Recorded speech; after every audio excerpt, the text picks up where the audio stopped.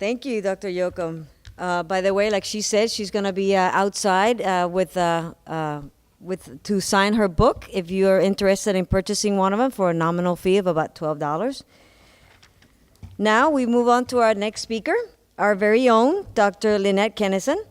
Dr. Kennison is the program director of the Veterans BSN program here at JU. She's a retired colonel from the Florida Army National Guard, and she is a recipient of the Legion of Merit and the Florida Cross. She serves as a faculty in JU, teaching primarily the graduate nursing program. Dr. Kennison will now describe tools to assess moral injury experiences. It's great to be able to present this program to you. It's meaningful to me because I know that some of the soldiers that I have worked with had moral injury, and I was really focusing on post-traumatic stress.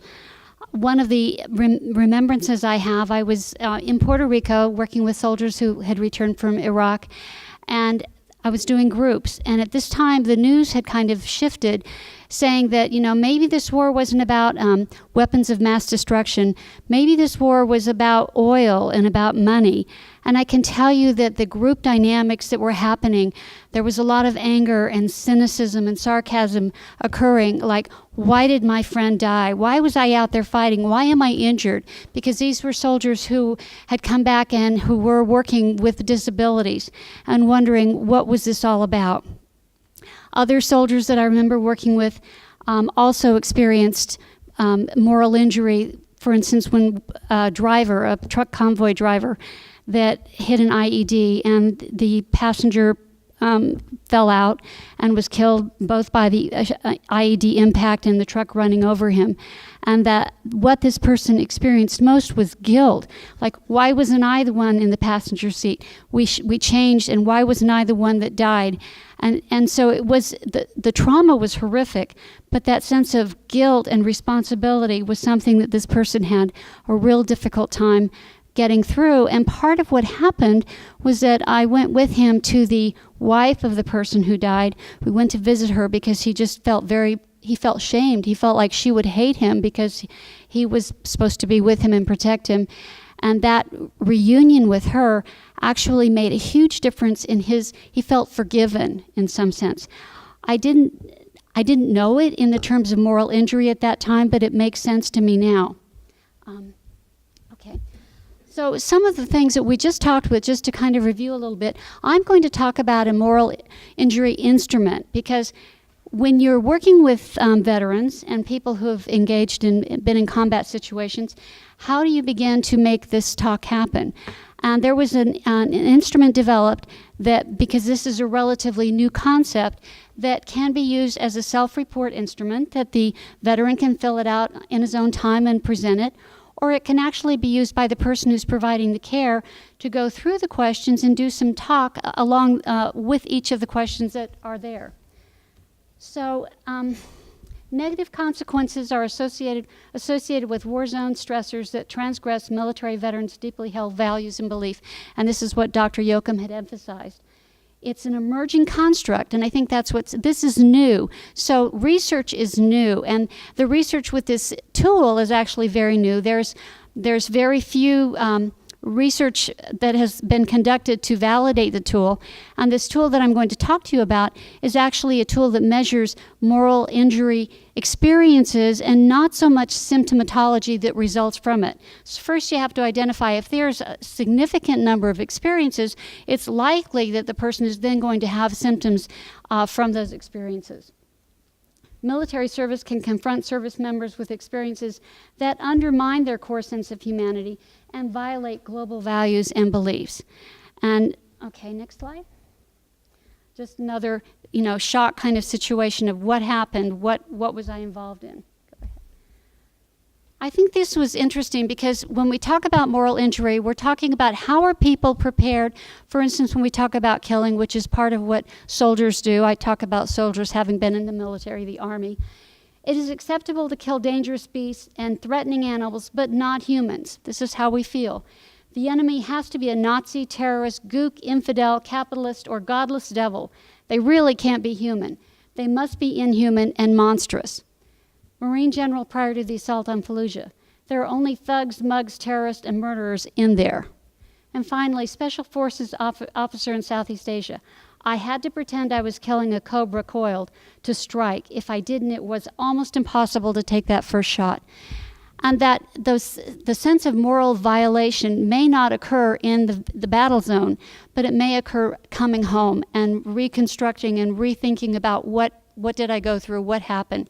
Even those who didn't visualize the death firsthand, I've worked with people who were working with targeting in the Air Force, and the fact that they did a really good job and the bombs dropped where they were, later experienced tremendous guilt, saying, those were people, the targets were people that died because I was so good at my job.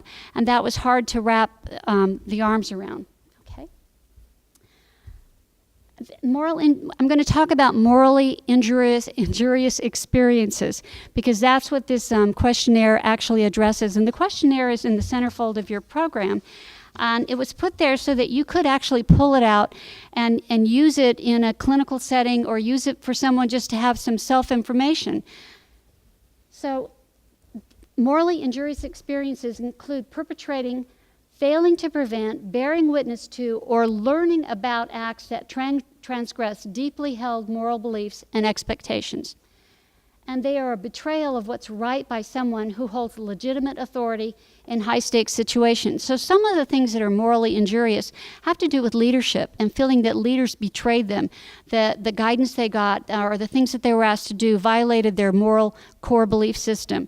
And I had soldiers that I dealt with when I was doing an investigation that felt that some of the situations they were placed in violated their sense of what was right and what was wrong, and they couldn't come to terms with that because these were their leaders and the chain of command, and so they couldn't argue against it. The moral injury questionnaire, go ahead and change it.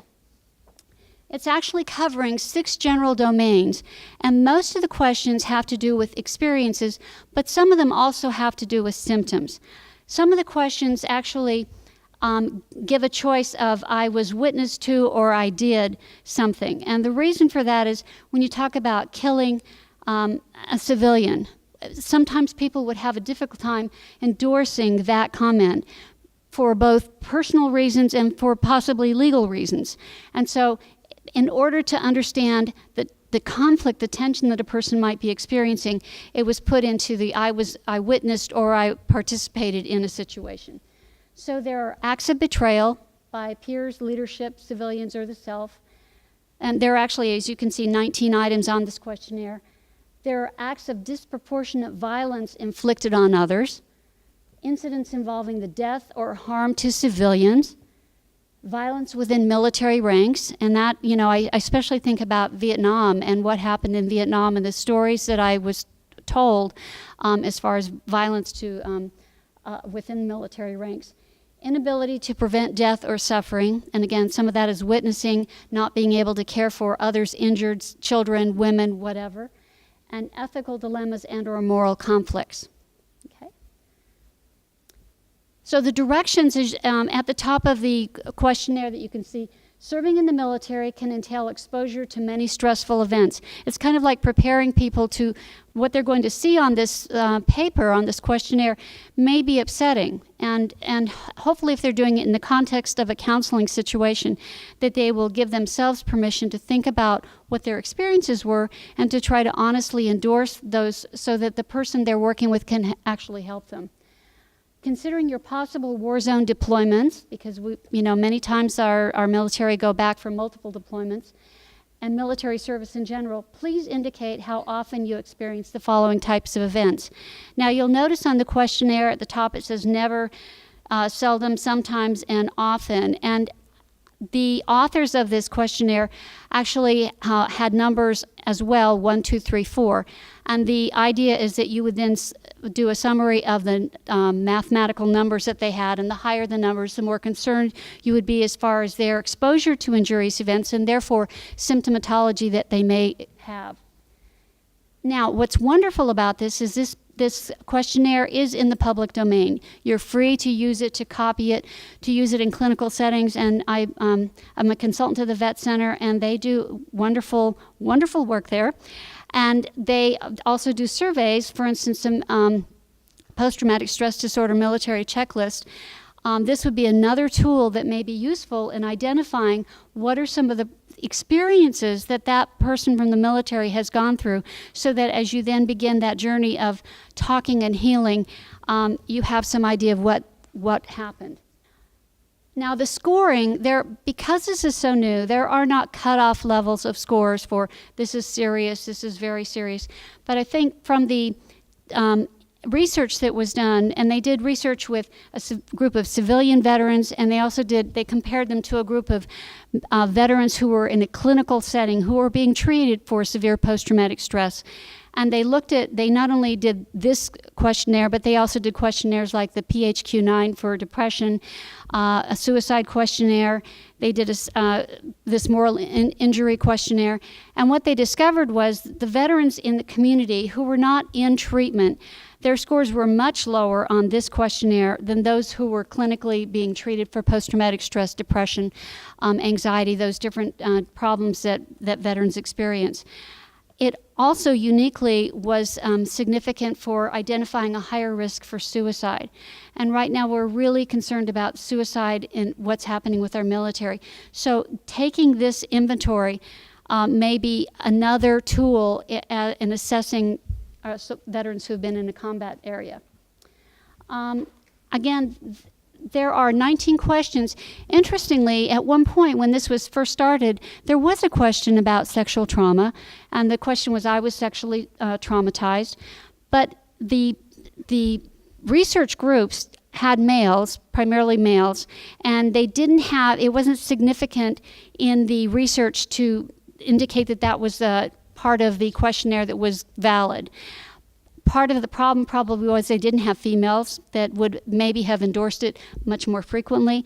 But also sometimes men are very much hesitant to endorse something about I was sexually traumatized because of the stigma. Of course, there are a lot of questions on here that also would be difficult to endorse just because you're facing your own beliefs about what happened, but that was taken out. Doesn't mean that sexual trauma isn't a morally injurious experience. It absolutely is, but it just is not part of this questionnaire. Okay. So what is involved in the questionnaire? If you'll take a look at it, again, things I saw experiencing the war left me feeling betrayed or let down by military political leaders. I did things that betrayed my personal values. There were times that I saw engaged in revenge, retribution for things that happened. And again, that's one of those questions that gives an out. Sometimes people don't want to say, I engaged in retribution for things that happened. Again, they may feel they may be at risk for legal complications, so it made it easier to endorse that. I had an encounter with the enemy that made him or her seem more human. And again, that was brought up, you have to make them into thugs and monsters in order to pull that trigger. And so when they become humanized, that becomes a huge moral dilemma. I was involved in violations of rules of engagement. And I can tell you that from the warriors that I have talked with in groups, and I've worked a little bit with the Wounded Warrior Project, sometimes the rules of engagement are pretty hazy. They're pretty blurred sometimes. And so trying to follow the rules of engagement and trying to feel like there's justice there can be really, really difficult. I was involved in the death of an innocent in the war. I feel guilty over failing to save the life of someone in the war. As I talked about this truck driver that his partner died. I had to make decisions in the war at a time when I didn't know the right thing to do, and talk about those hair trigger decision points. And I felt guilty of that survival guilt. And then finally, again, going through these other 19, I was involved in violence. I saw or was involved in the death of children. I experienced tragic war zone events that were chaotic and beyond my control. I sometimes treated civilians more harshly than was necessary. I felt betrayed or let down by trusted civilians. I was involved in was involved in a friendly fire incident. I destroyed civilian property unnecessarily. Seeing so much death has changed me. Again, some of these are kind of blur the lines from experiential to symptomatology, but it gives a pretty good picture of what someone has been through. And I made mistakes in the war zone that led to the injury or death of someone else. And this last one, I came to realize during the war that I enjoyed violence. And that would be, again, looking at a conflict of tension of ethical beliefs. How could I possibly do that? Okay. So I want you to know that this is a tool that you can use. It's in the public domain. You can copy it and use it in any way possible. And I hope that it will be a starting point for those conversations that are difficult to engage in, because people who suffer from moral injury need help, and it is definitely different from post-traumatic stress. Thank you.